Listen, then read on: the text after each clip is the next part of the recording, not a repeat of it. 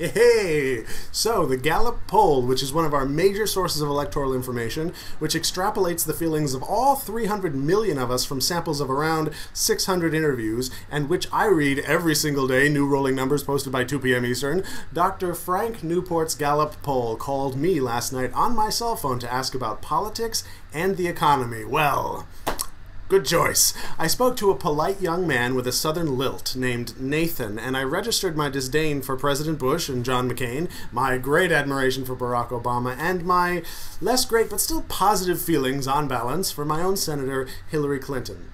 After that, Nathan wanted to know if this was a good time to buy a house. He wanted to know at what age I was planning to retire, which is quite a question for my late 20s, and Nathan wanted to know, in my retirement, where my greatest sources of income would flow from. He suggested investments, savings, Social Security, inheritance, and royalties. So at his insistence, I invented a plausible but fictional story of my golden years and their available lucre. I did well. I also informed my friend when he asked that the war was a bigger problem than the economy. After all, it subsumes the economy. It contains the economic problem, as it wastes as much, I've heard, as $3 trillion of our collective wealth, has taken many young, able-bodied employees out of the workplace, and then deposited many of them permanently back on disability. A war financed on cash, by the way, borrowed from other countries, whose interest compounds even as I answer these questions. The war is to the economy as a rotten plum is to its pit. Nathan. Now, when the questions had wrapped up, I forcibly interrupted the goodbye spiel with, "Okay, man, I just answered your questions, now you gotta tell me something." You see, for someone like me, this was a great opportunity. On the blogs, we love to speculate about opinion polls and which are better and why, and there are several constant complaints. One, they don't call cell phones. They don't call enough cell phones, excuse me, so they undersample younger people, socially active people also, and folks who move enough to make their cell phones their only phones. Well, this was a call to my cell, which is my only phone. So I was a great sample for him, but he was a great sample for the Joe Felice poll of pollsters. Question 1.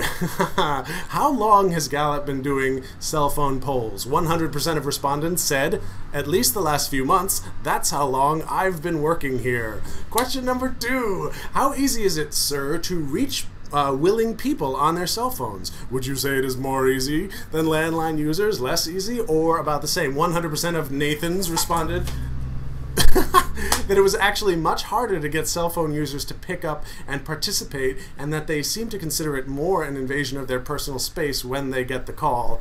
And the big question, number 3, do you actually find yourself speaking to more young people when you do the cell phone surveys than the landlines? Answer: no.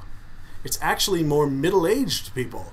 He went on to opine that the young cell users are probably out there, but they just don't pick up unfamiliar phone numbers. Scintillating.